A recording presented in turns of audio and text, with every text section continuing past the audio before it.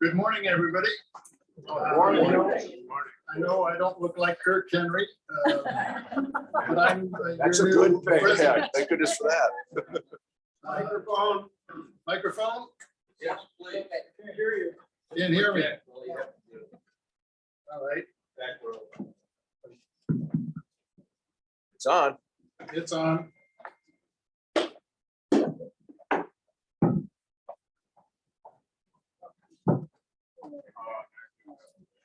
That's a little better. Okay, I'm Christian Escobar. I'm your new president. I was elected by the board of the Coronado Roundtable. So I'll be in charge for at least a year, or unless I moved it out earlier, but welcome everybody. I'm glad you all came today for this very special program. But I do like to thank Kirk Henry for the help he's given me to be able to take over, and also all the members of the board of the Coronado Roundtable. But first, if I can get you to stand up, and we will pledge allegiance to the flag. I Pledge allegiance to the flag of the United States of America and to the republic for which it stands, one nation under God, indivisible, with liberty and justice for all.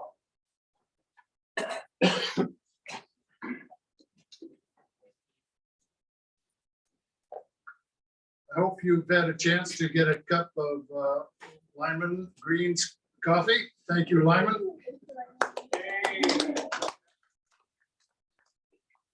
And I'd like to note that we are collecting funds for Lyman Green's brother, Craig, and also Bill Green, who recently passed away, his son, Craig. And we have a donation cup in the back.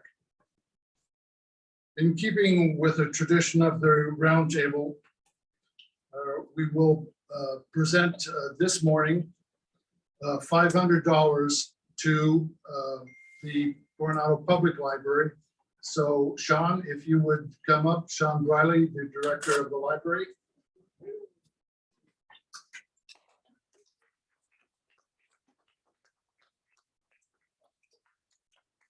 Really appreciate the quality of programs you bring here and make publicly available are just fabulous. And so we really appreciate you here and thank you for your support.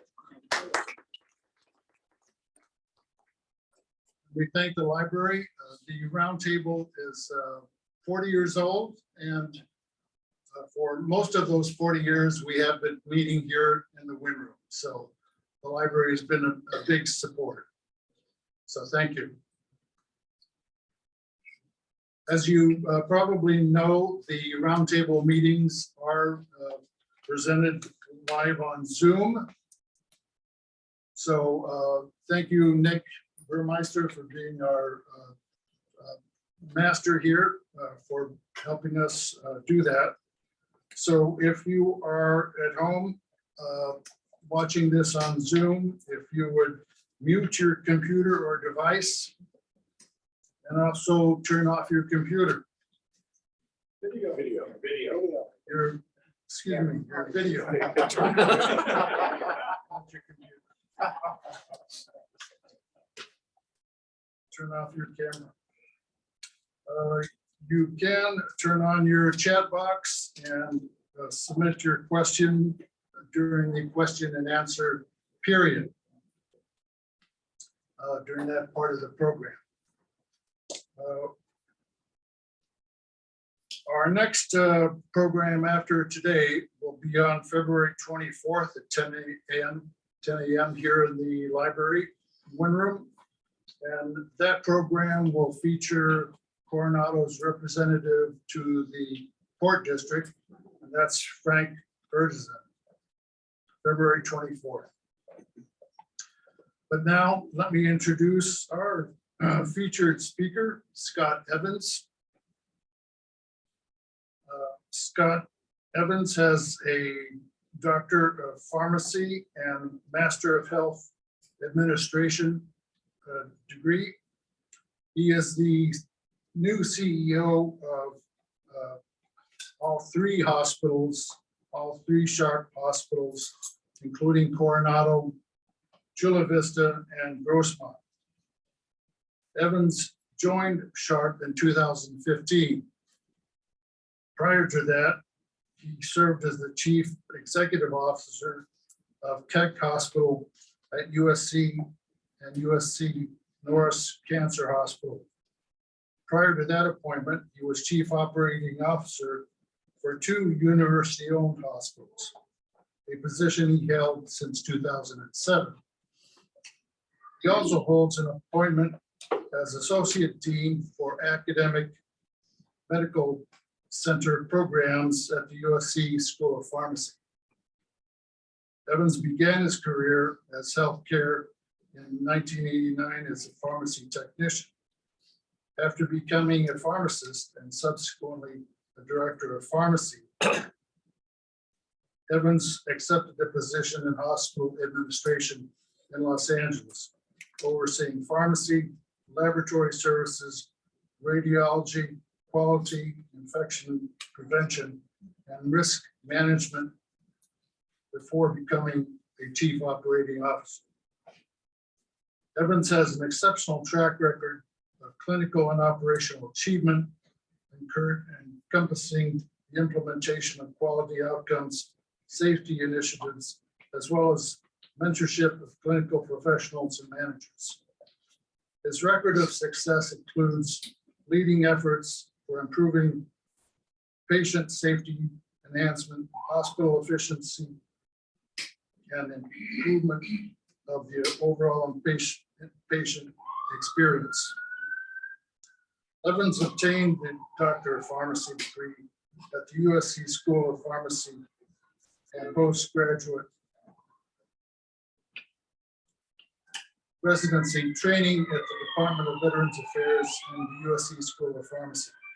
He also holds a Master of Health Administration from the USC Saul Price School of Public Policy. And he is currently pursuing a doctorate in education with an emphasis on organizational leadership from Pepperdine University. Evans' area of interest for his dissertation research is organizational culture and the impact on health-related outcomes. Please welcome Scott Evans.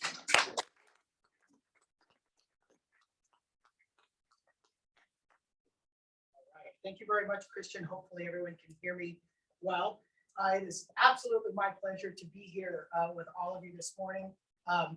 We do a lot of Zoom meetings now, right? So Christian, I'm going to use that line in any uncomfortable meetings. I'm going to be like, you can shut off your computers. and I appreciate you do that. I'm going to share with you some things about me. You heard a lot already, but I do want to tell you a little bit more. I'm also going to talk, of course, a lot about Sharp and specifically about Sharp Coronado and its role within our region. So this is what we're going to talk about. Certainly look at the heritage of partnership that we've had, talk about the achievements of the hospital, and talk about really on a go-forward basis, what are we planning and how do we plan to fulfill our mission to really deliver high quality care to all of San Diego, with a specific emphasis today on our residents in Coronado. Of course, we're going to talk about the massive construction projects that are done. If you travel past the hospital at all, you see it seems to be always draped in things that look like there's work going on in there, and that's because there certainly is, and I'll talk to you a little bit about that. At Sharp, we like to start everything with a reflection that really sets the tone for what we're going to be talking about. And today we selected Tom Watts, the way you do anything is the way you do everything. And isn't that certainly true? I think Christian covered nicely that I am a product of USC. So for those that are UCLA fans, I don't want to say it's in our blood, certainly. I'm a product of a family of nurses also. So my mother was a nurse, her mother was a nurse, my mom's sisters were nurses, my cousins that are daughters of my aunt are nurses. She married a nurse. And a little interesting story. My grandmother was a nurse, went to school with my mother. Wow. She went to school with my mother because she said I didn't trust her. To be honest. I was really a little nervous that she wasn't going to do everything. So she ended up working. My grandmother was a charge nurse on the same nursing station for 17 years, and then ultimately retired. She was very influential in my life in terms of becoming a pharmacist, and I'll tell you why. I grew up in hospitals, right? So back then, the things that happen now, or the things that happened then, would never happen now. It just would not fly, right? Like my mom would come in, they would call her to take an extra shift, and she'd be like, "Okay, but I need to bring my son," right? And then I would just be serving coffee to patients, and like whenever I'm 12 years old. If I heard that story now, I'd be nervous a little bit. But when I was talking to my grandmother, I was kind of deciding, do I want to be a physical therapist or do I want to be a pharmacist? And she was, my grandmother was tough, just so you know. I mean, I'm a product of tough nurses. She stood all of 4'11", and she told me, "I think you should be a pharmacist." And I said, "Okay, why do you think that?" She goes, "The physical therapists, they're really in there, they're cleaning the wounds, they're working very hard. I don't see you working hard." So needless to say, I'm glad that she did actually encourage me to pursue that. So I did spend a lot of time at USC. I met my wife there. My wife is also a pharmacist, and so we're both pharmacists. I will tell you, I will tell you a little bit. If I seem a little off today, I'm going to tell you a story before we get going, because it's an important one. And I was talking with one of our board members just yesterday, and we were talking about how the care that we deliver at Sharp is really always story based, and we talk about the fact that we do strive to deliver this plane tree environment. We'll talk a little bit about that because it's certainly part of Coronado's core mission. And I was looking at a few stories because I'm newer to Sharp Coronado, but as unluck would have it, I have my own story that just happened for us yesterday. And so my son, one of the things that really motivated me around the patient experience piece of what we do is my son, who's 18 years old. He's a freshman at Cal State Fullerton. He is, when he was 3 years and 10 months old, he was diagnosed with a kidney cancer. And it's called a Wilms tumor. It's by and large very, very treatable, except if it's my son. And so he definitely had some problems. They did remove one of his kidneys. We were in the hospital for a month at a time because of the fact that he actually had a disease that spread to his liver and to his lungs. So over the course of that next year, we were consumers of healthcare. I was the chief operating officer at USC at the time, and so there were a lot of things going on, a lot of stressors going on at USC. But I managed to always kind of just be even keeled because I was really balanced with this whole thing that was going on at home. Ultimately, he had radiation and a stem cell rescue. It's a transplant, but of his own cells. So on Monday of this week, Chris developed fevers. He's having fevers that were intermittent, meaning you take his temperature and it'd be normal, you take his temperature and it'd be high. He didn't feel well, he developed diarrhea, he developed nauseousness. And so last night we took him to Sharp Coronado. And he's now admitted, he's in ICU right now, having, as best experience as you can have. But if I feel a little bit off, I'm a little bit off today. It's a little bit off. But the story, we show up. They don't know who I am yet, by the way. right? I mean, I've been with Sharp Coronado for about a month and a half. And so this is very new. I chose Sharp Coronado because one, I knew that we certainly can deliver clinical excellence there. I also knew that when I look around the emergency rooms across San Diego, Sharp Coronado is going to give us the most efficient service possible. Even if we have to wait some time, it pales in comparison to some of the other facilities. So we were there. We brought Phil. We're talking about the story, a patient story about a dog. We brought our dog because there was, you know, the dog was with us when he really started not feeling well. So there we go, and the dog's in a stroller, and we're in the emergency room when they're doing all kinds of things, thinking, you know, he's such a complicated history that it's nothing is easy, right? So he's being worked on today. He does feel a little bit better, but still certainly a long way to go. We're thinking that it's probably a urinary tract infection, which is uncommon in men, unless you have his history with one kidney, an enlarged bladder that has had chemo and all kinds of different things. All right, my wife is there now taking care of him, but I wanted to make sure that I'm here with all of you today because it is important, and it also gives me a little bit of a distraction from the things that are going on. So sorry, I took a little bit of extra time there, but I kind of wanted to tell you where my head was as we move forward. So this is what Sharp looked like prior to, I would say, December 1st of last year. We really have 7 hospitals, although we think of it as 4 campuses, because at the Sharp Metropolitan Campus, we also have a behavioral health hospital and a hospital for chemical dependency that's quite small, but it is its own hospital. And so that 7 of them. Overall, for those that are interested in business, it's over, you know, $4.5 billion in revenue a year, which is a lot of certainly a lot of money. You'll find when we talk about healthcare finance, very little drops to the bottom line, and we're often happy with a 1.5% operating margin. And if you were operating your own business, you probably wouldn't like that very much. And this year it looks a little bit more challenging even to achieve a level like that. Sharp has been a very strong performer. It is the market leader in San Diego for certain, with about 30% of the entire healthcare market. And so that's where you see that we take extra responsibility, like when we had COVID vaccination stations and those type of things.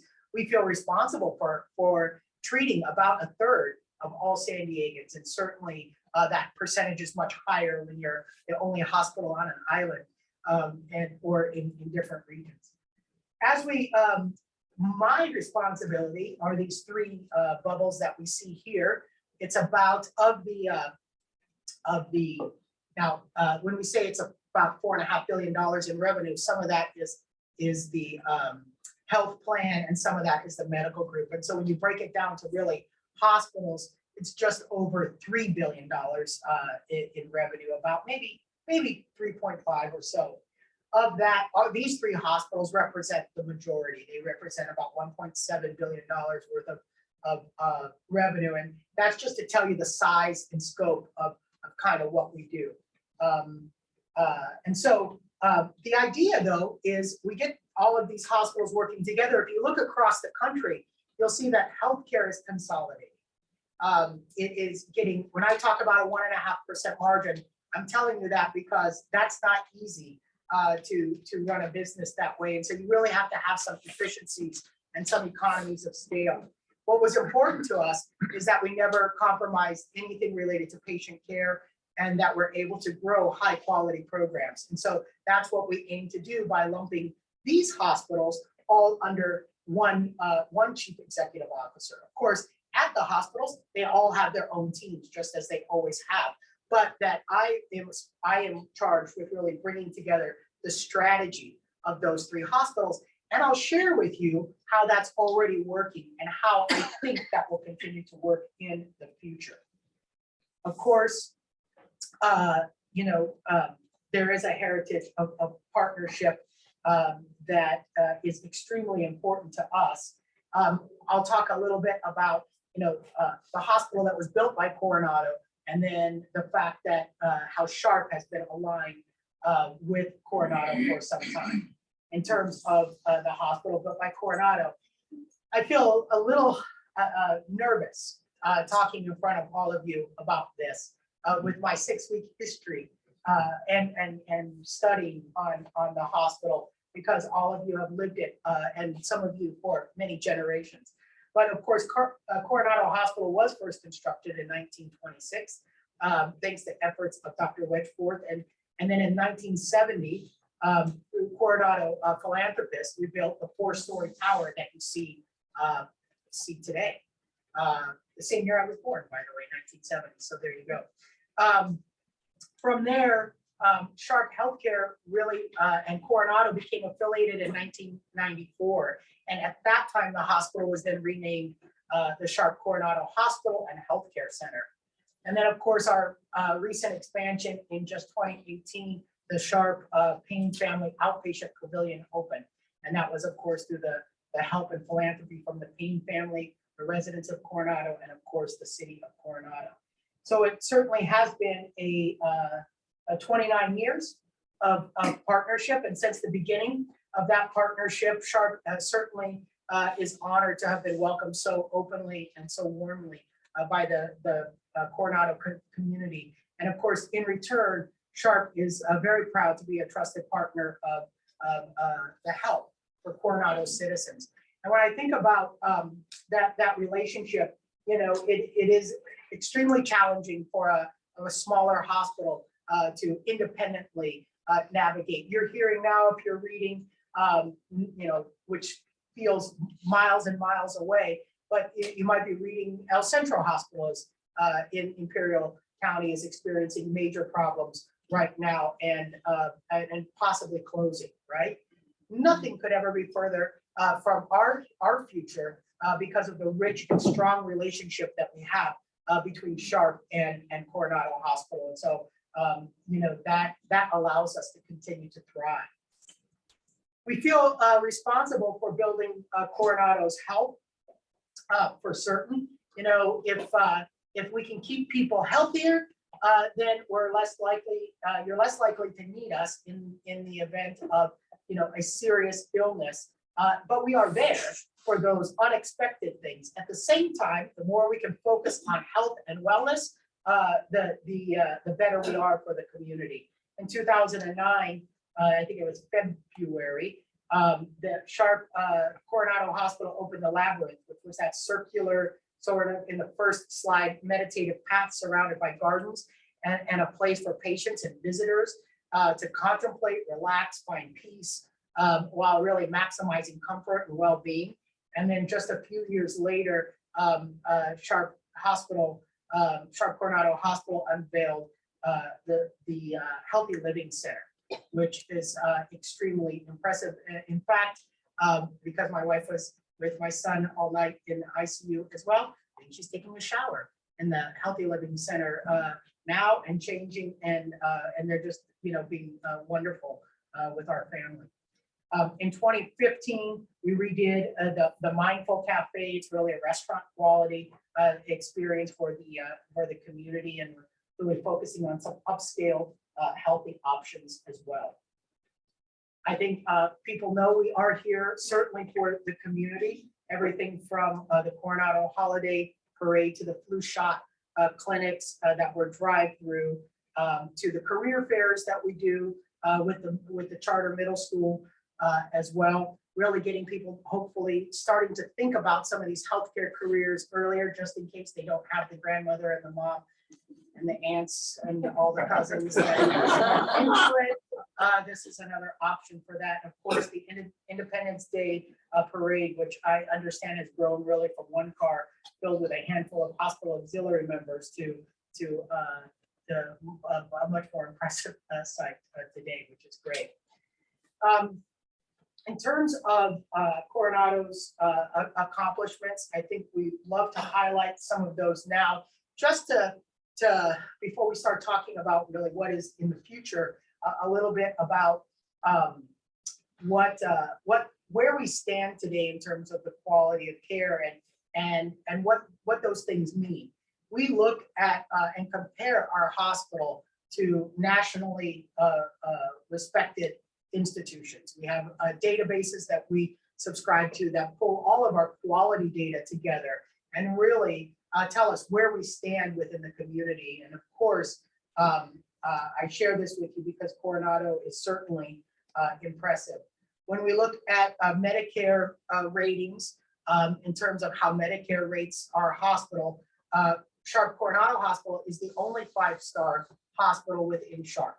Now the rest are doing well. They are 4-star. 4-star is good and 4-star is tough. It's not 5-star like Sharp Coronado. So lots to be proud of there. There's a safety grade that's given in terms of, hospitals are unfortunately dangerous places.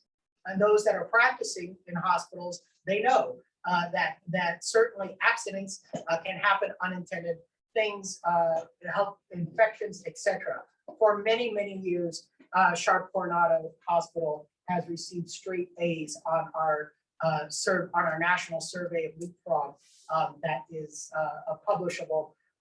Actually, all the Sharp hospitals are now at an A as well, which really re-emphasizes and underscores the commitment to safety that we have. One that we're especially proud of is our Plain Tree, which is a focus on patient-centered care. Now it's really patient-centered. Phil and I were talking about this yesterday. It's really person-centered care now, but you know how things change, right? Like you're used to calling it something. I mean, in church, they said things one way and then all of a sudden they said it another way and you're still saying it the other way. I mean, that's kind of it. So for me, it's always going to be about patient-centered care, but really it's person-centered care that we strive to deliver. Sharp Coronado has 10 consecutive years really in that vein. And it started when we started this thing called, about the same time, to focus on this thing called the Sharp Experience. And so from there, really, Sharp Coronado took it to the next level in terms of making it about all things in terms of how we operate. And so there, you can definitely see Plain Tree concepts that are incorporated into the campus, into the things we have now, and into the things that we're planning in the future. We also have, in fact, I might have these slides for this. I probably should go on. There we go. We also are a geriatric emergency department accreditation. Actually, the nice thing about San Diego, it's the first county in the entire nation to have all of its acute care hospitals receive geriatric emergency room accreditation. There are 2 hospitals within our region that are gold certified. And that is UCSD as well as Sharp Grossmont Hospital, gold certified for geriatric emergency departments. And I'm proud to say that Sharp Coronado is on that journey as well, especially with the construction pieces that are occurring in our ICUs, our inpatient units, as well as our emergency department. And so I'll talk to you about that and talk to you about how we design it to be friendly from a geriatric standpoint.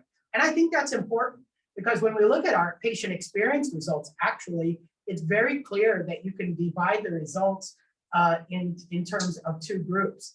There's the group that rates us one way that is over 70 years old, and there's a group that rates us a different way that's under 70 years old.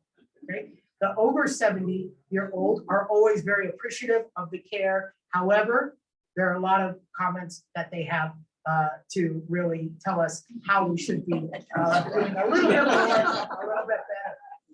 I think the less than 70 group seem to just kind of go along with it for now. And so very high patient experience remarks. But if you think about our strategy in terms of, wow, we really want to achieve this gold certification. Now that is going to have us thinking very focused on how are we going to improve the care in that population. And it's everything. It's not anything. It's everything. Like, that clock is not right. It's too small. The colors, how is the lighting within the room? How does that make you feel? What are the assessments that are being done on you?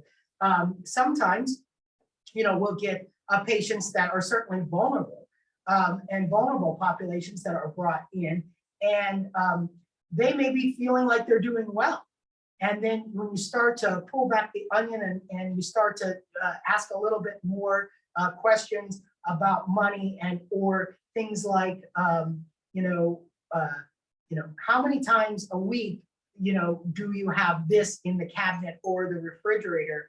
Then you're starting to see the fill in the blanks, the things that they say that they have accepted as really being their norm that really put them at a disadvantage for thriving. And so those nurses, those geriatric emergency management nurses that we hire in that are going to be experts in this area are really focused on that. And that's a requirement for Gold. And so we're especially happy to be there.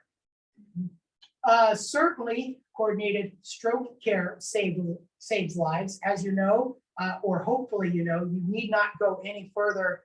Definitely don't approach the bridge. If you feel like someone is having a stroke, you bring them to Sharp Coronado Hospital because we are an acute stroke ready hospital. I wanted to just take time, if you don't mind, and tell you a little bit about this story that I think is important.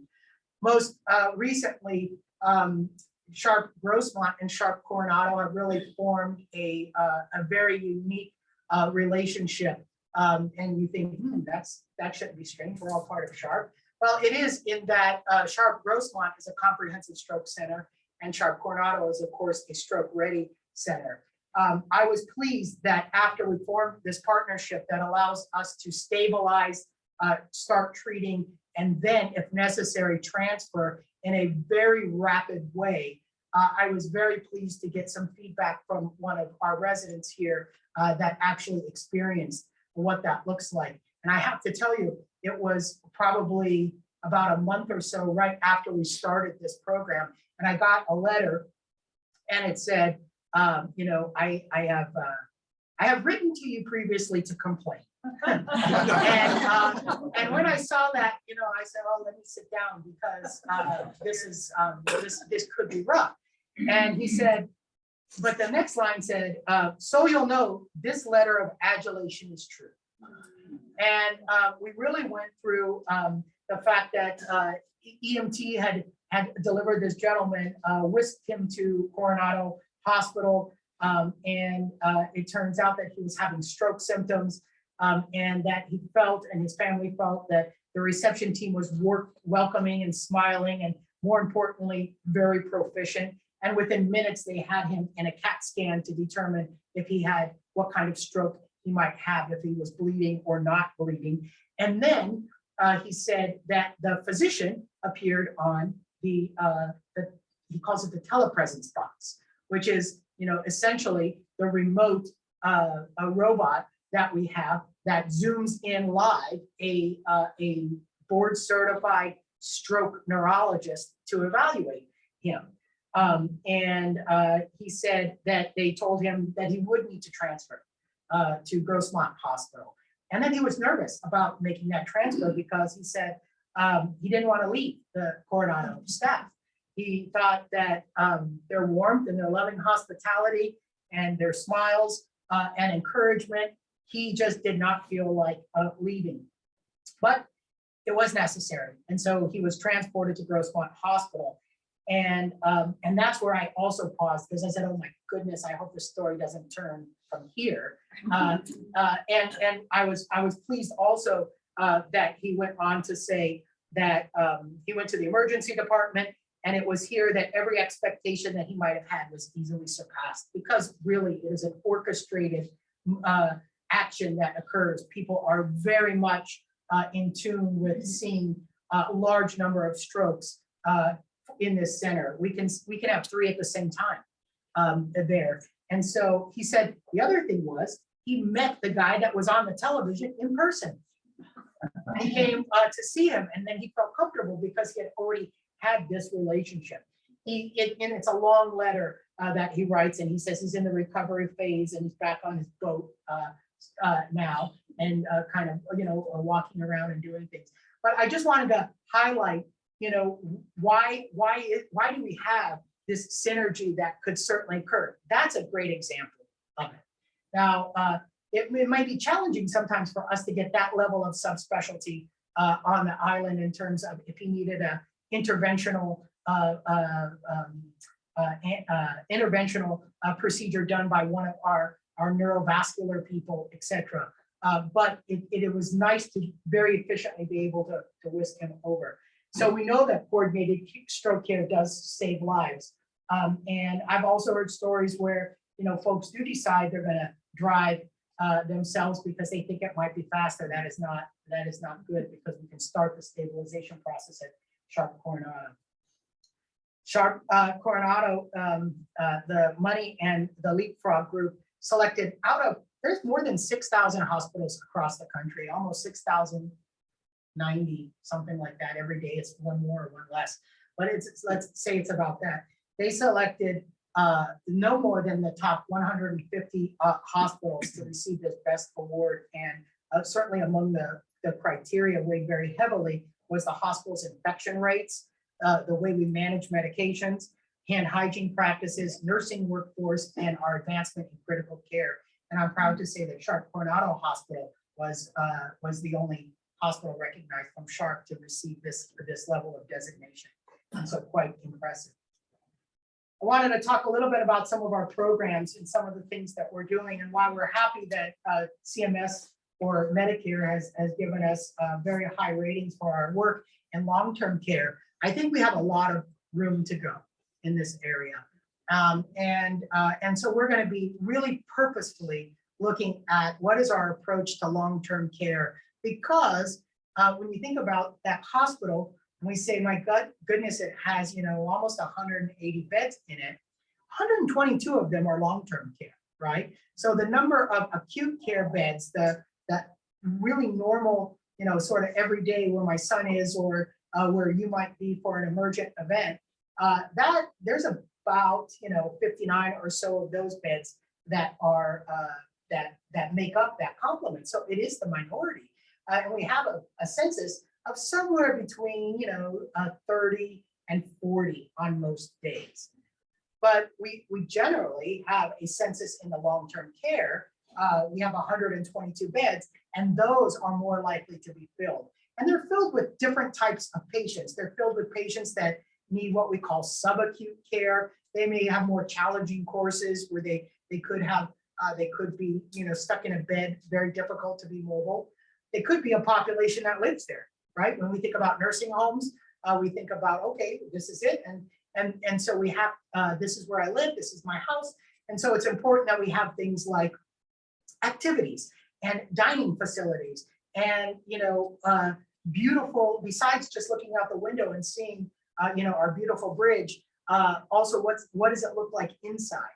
COVID made that very challenging because we have all kinds of machinery and ventilation, also ventilators, but ventilation really designed to rework workflow in buildings that weren't there. But we're going to take a step back from that also and look to say, how do we really raise the level of care that we're giving to patients that are a part of this process? And then the third group of patients that fall into this category might be some recuperative care after a surgery. So you might stay 14 days or 21 days in this area, and then move on back home or something like that.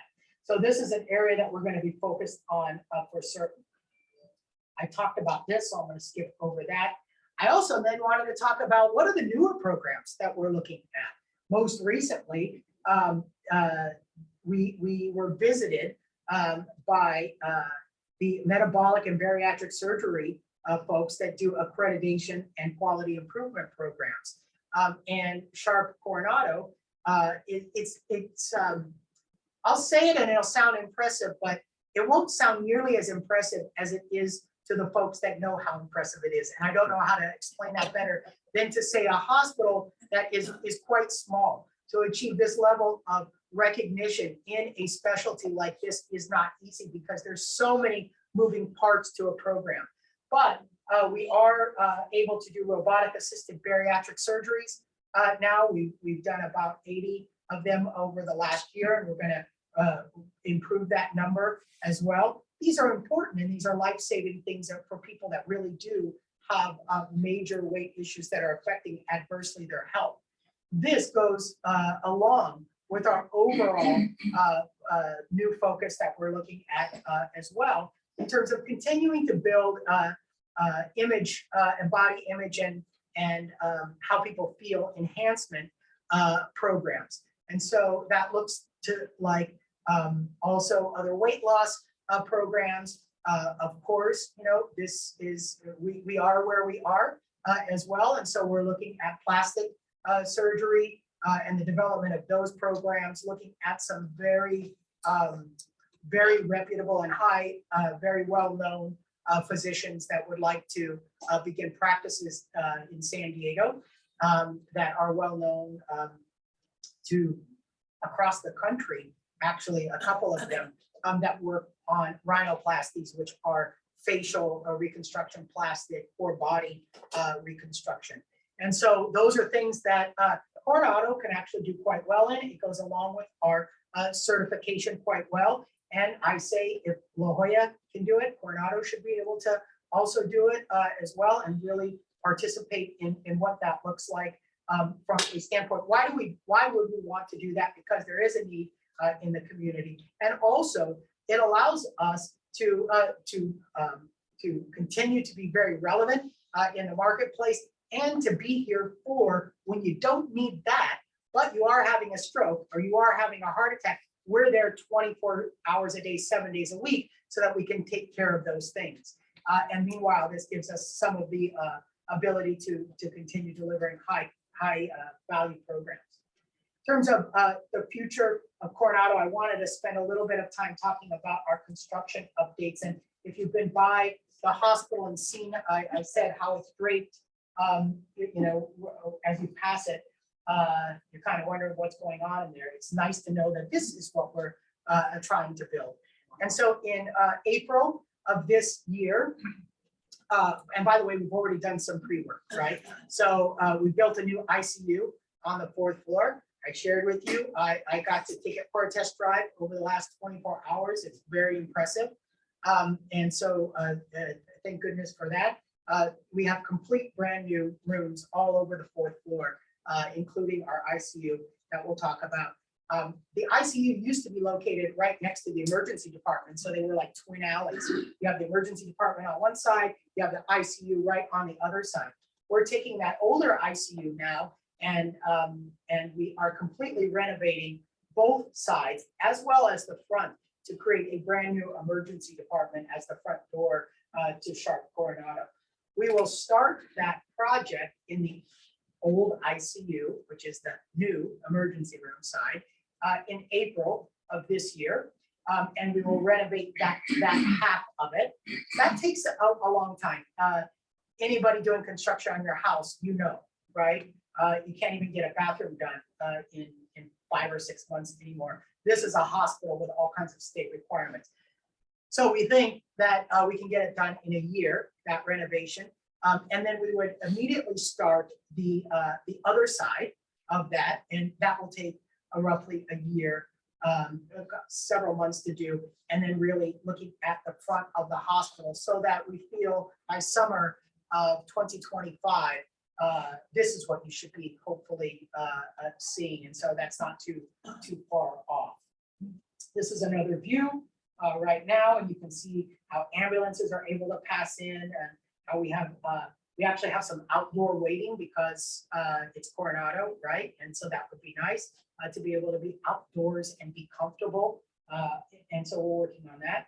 This is the ICU that I talked about. It's 7 state-of-the-art ICUs with a family lounge. Just beautiful, just beautiful. I wish none of you ever have to see it. However, if you do, know that those facilities are there and we're going to continue to grow that. This is our ICU ribbon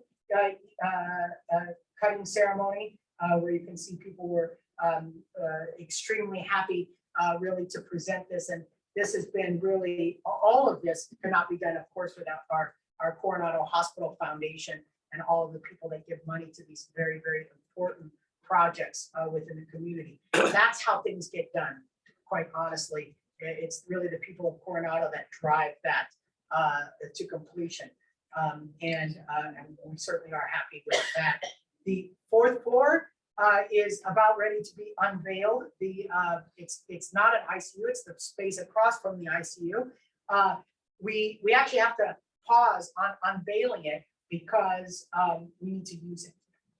And so we're going to use it, and then we'll be able to go back in a couple of months and properly show people it, because it's winter now, and people are getting sick, and our hospital fills up, and in the summer people don't have flu and pneumonia and all of that, and so our census will go down and we'll be able to do that. These are the rooms. This is what it looks like. Pretty cool. There. Yeah, very, very, very nice couch and great. That sink actually turns into a toilet, which you don't want at home, but it is cool for a hospital the way it opens up. And then this is the outside again. So the things that the take-home message here is that the emergency department is extremely important to us.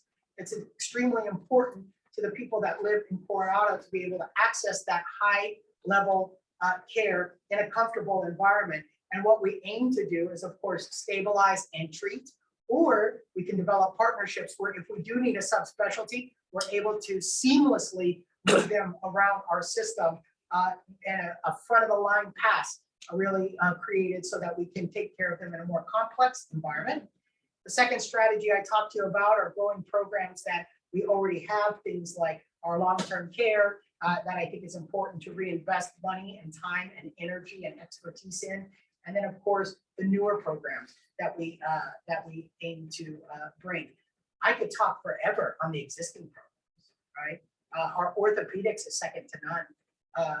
It's the busiest orthopedic program in all of Sharp, all right? And that is comparing to these huge hospitals that have massive programs, right?